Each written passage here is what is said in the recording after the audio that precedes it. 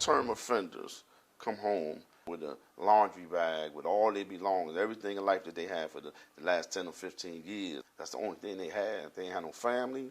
They ain't had nobody to receive them. The only thing they had was a knit bag with a bunch of pictures and some legal work or things, mementos that they saved from the prison. And they have to come out here in the society and make that transition, and no tools or nobody's here to receive them. There's no help for women coming out of prison.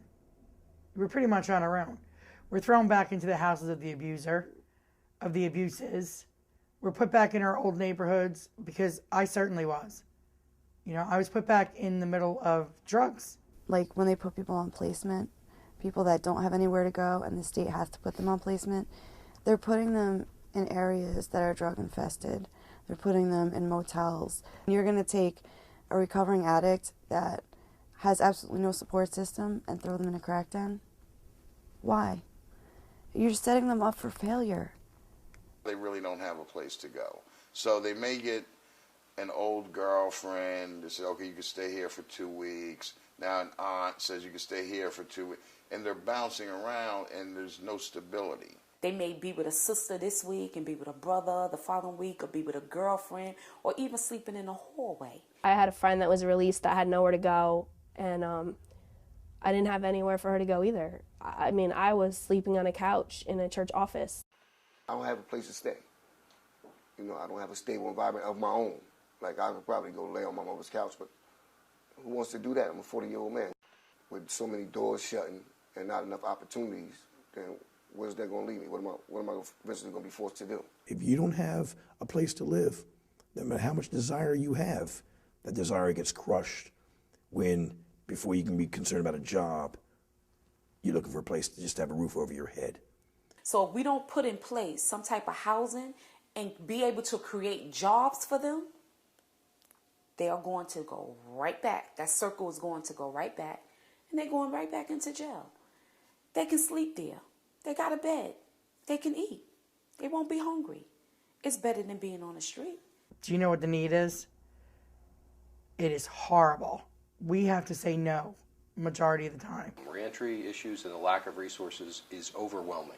When you think about barriers and people coming out, most housing is private, regular housing, right?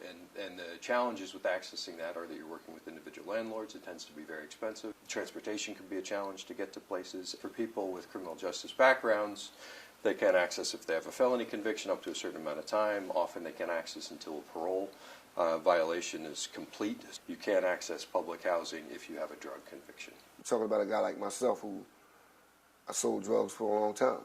That's my charge. And with that, in the system, you're not entitled to any kind of welfare benefits, cash welfare benefits. You're not entitled to any kind of TRA housing. So that puts us at a clear disadvantage. A lot of people coming home to no family.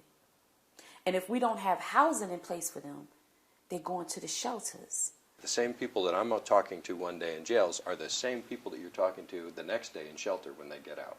So the effects that happen from institutions like jail onto shelters are that everybody gets sucked into the same type of social issues going on, and it tends to be a really combative, unsafe, challenging place to be.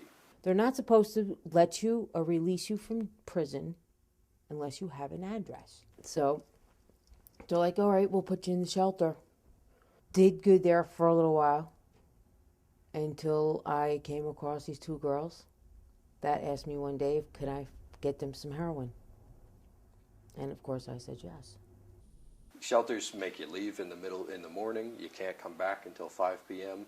You know, so you're looking at people then that are carrying around everything that they own between all the daytime hours. Go out and try to find a job. If you can't come home after 4 p.m. in the evening, you know, or 5 p.m. in the evening, you need to do interviews. What if you find a nighttime job? You can't take that or you lose your place to live. So it is a real challenge. So the next best thing for them to do is hit the streets. I liked being outside.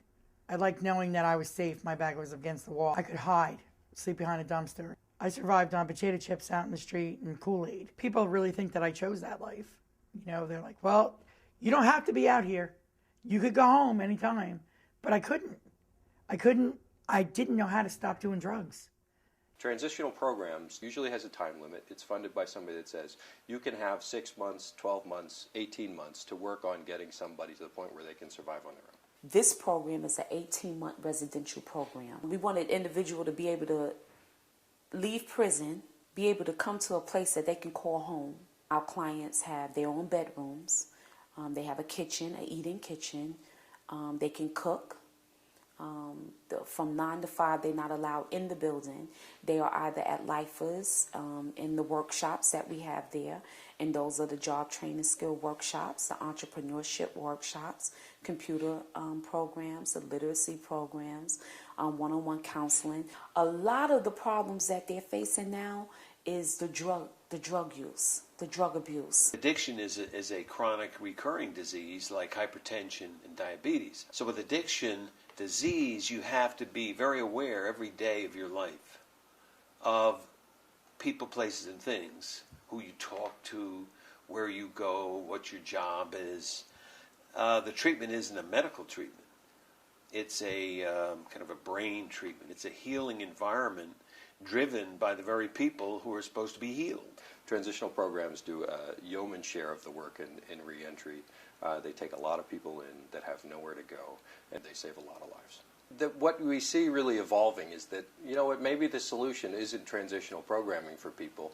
It's for people that need housing. It's to create housing and put services in place to help them keep and maintain their stability, right? So what you start to see is a growth of reentry, permanent supportive housing, which I think really is the wave of the future. It's not lavish or luxurious, but it's an efficiency apartment. It's a place that has its own bathroom and a little kitchenette. It starts to look more like, I live in the community. If it's a 100% purposed building, so you say this entire unit is for this, you just take off the arbitrary time limits and you say, people get better and they move through programs as they get better and they move through programs, instead of 6 months, 12 months. That gives you the flexibility to try and program people to help them move on, give them the same employment support services and the same treatment services they might need, mental health access, all those kind of special needs that people have in their lives. That is the way we're moving, is that permanent supportive housing can do this. And it works. Now I have keys to an apartment building, and I can put on my TV, I can lay in my bed,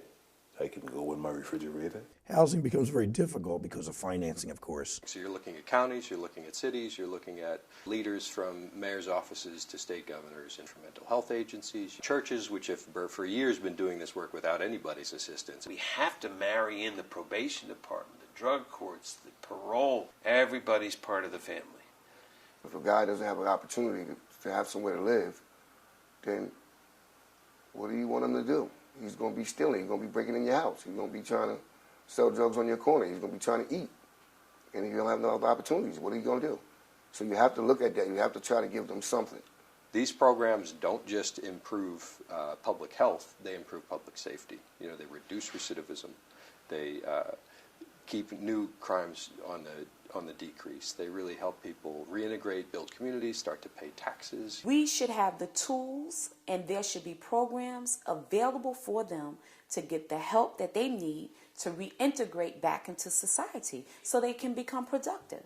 If you do that, you can really start to focus on the people with the highest needs. You can take them out of these systems. You can save public dollars.